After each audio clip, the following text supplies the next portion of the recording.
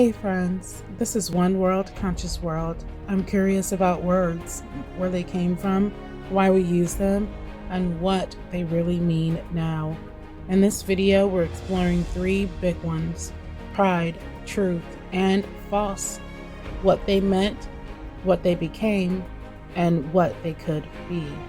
Around here, we honor the inventions, we question the intentions, and we reimagine the distribution, because we're not here to trash human brilliance, but not every system was built with freedom in mind.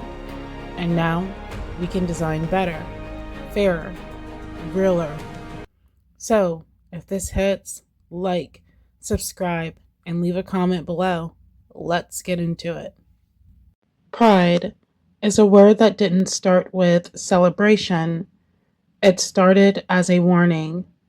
Its Latin root, praetus, meant brave, valiant, bold. But by 1200s, that shifted. In Middle English, it became prude, pride as arrogance, excess, even sin. Not because it harmed others, but because it dared to place value in oneself. That shift wasn't random. It was recorded and reinforced by the ones holding the pen: religious scribes, church monks, and moral scholars.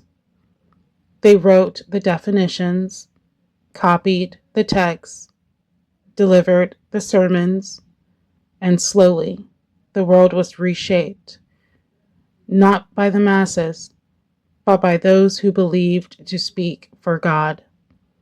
Words like pride became cautionary tales, taught to children, echoed in pulpits, and embedded into law. By the 1700s and 1800s, pride had split in two. For kings, it was honor. For commoners, it was danger, woven into royal banners and condemned from church pulpits. One word, two meanings, based entirely on your position in the world. It wasn't just about language, it was about control. Controlling who could feel proud and who was punished for it. Pride became permissioned. If you were born into power, your pride was legacy. If you weren't, it was defiance. In 1969, during the Stonewall Uprising, the word took on another form. Not sin, not nobility, but resistance. A direct answer to cultural erasure. It wasn't just a riot. It was a declaration. We are not ashamed. We are not invisible. And we will not be silenced. In the decades that followed, the 70s, 80s, and 90s, pride became protest. Marches weren't permitted celebrations. They were acts of defiance. Banners were handmade, coverage was scarce, and safety wasn't guaranteed. Then came the AIDS epidemic, and silence turned deadly. Communities were devastated. Governments turned away. But out of that crisis, pride hardened. It matured. It became a call for justice, care, and remembrance. By the early 2000s, pride started gaining traction in mainstream culture. Corporations took interest. Cities issued permits. Flags flew high. And pride, once punished, became marketable. Pride was everywhere. Parades, policies, marketing campaigns. But with it came questions. Was this pride or performance? Inclusion or illusion? Pride began to look like a celebration, but many still felt unseen, because visibility was framed as freedom. But being seen isn't the same as being safe. People were praised for coming out, but no one asked why the closet existed in the first place.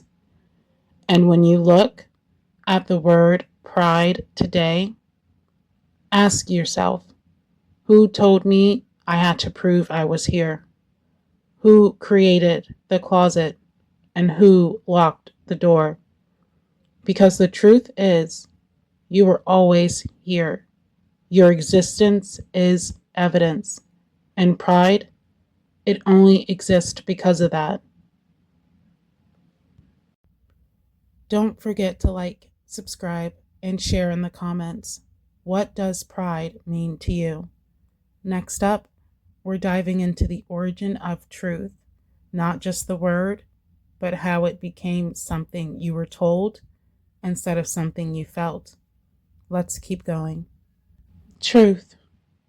It sounds like a solid thing, unmoving, universal, eternal. But the truth is that truth had to be invented. The word truth comes from the Old English treu, meaning faithful, loyal, trustworthy. Not about facts, but about people. To be true wasn't to be correct, it was to be committed. You were true to your word, true to your kin, true to your oath. That was the earliest form, around 900 AD. But over the centuries, something changed.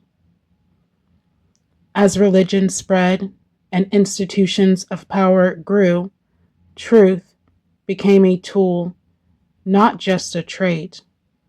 By the 1200s, truth had shifted toward meaning accuracy, and by the 1600s, with the rise of science and formal logic, it became synonyms with provable fact.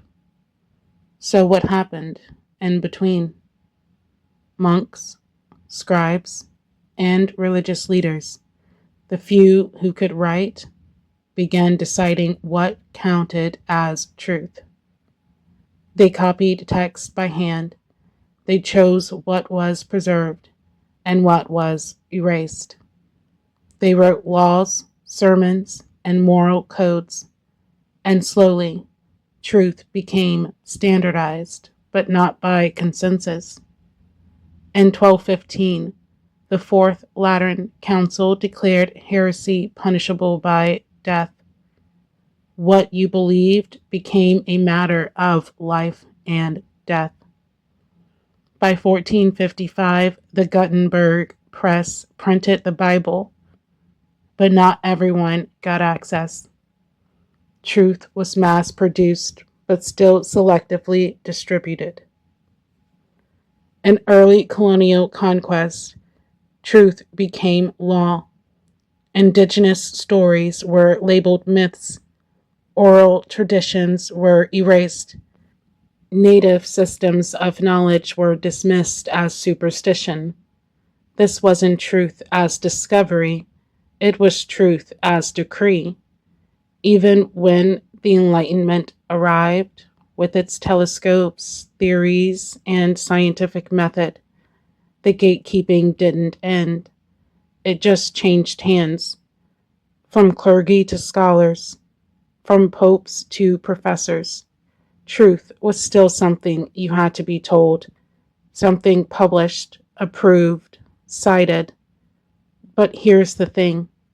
Truth isn't always what survives peer review. Sometimes it's what survives being erased. Ask who held the pen. Ask who owned the press.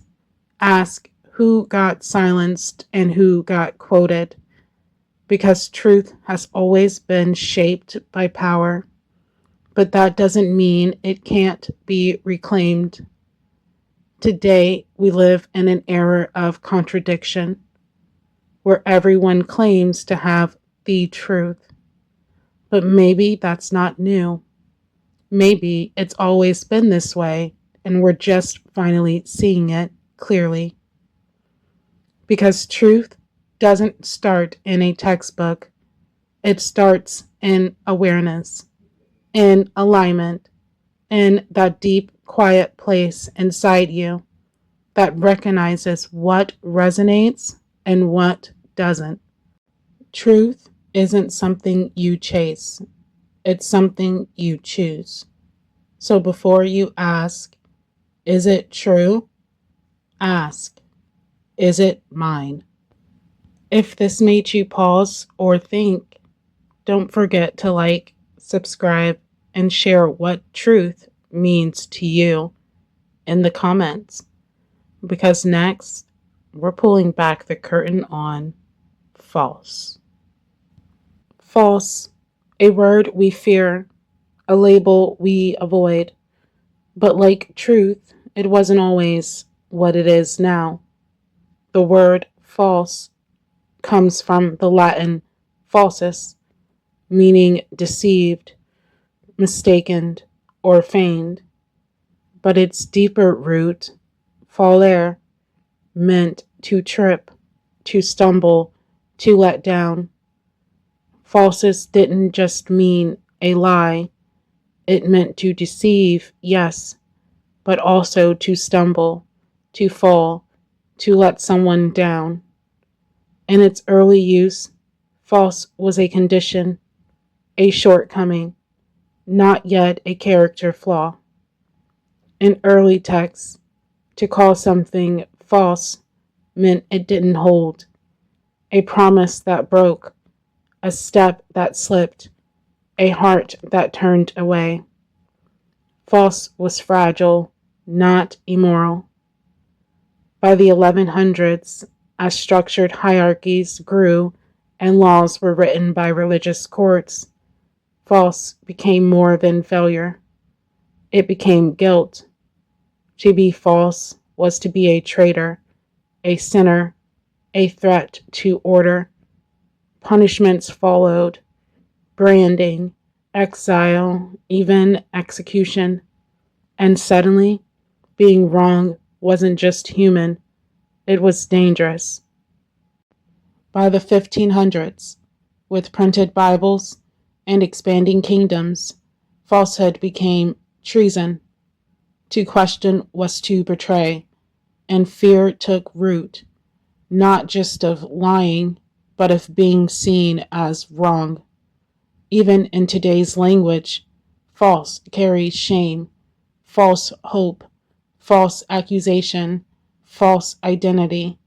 It suggests pretending, lying, faking. But maybe it's time to ask, who defined this word and who did it serve?